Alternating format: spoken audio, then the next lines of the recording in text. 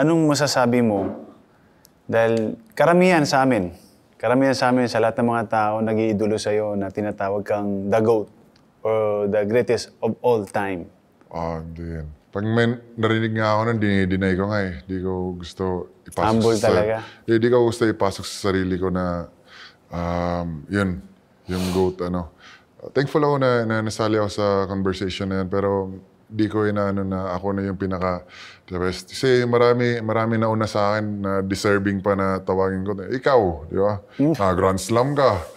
Naging BP ka. Halos lahat ng nakuha mo rin. Pero yung Grand Slam mo, di ko pa nakuha eh. So, di ba? Makukuha mo yan, promise. So, Makukuha mo yan. tas yung mga nauna pa sa atin, di ba? Sa isip ko, wala pa akong napanalunan, as in, wala pa akong napanalunan championship, individual awards. Parang gutom pa rin.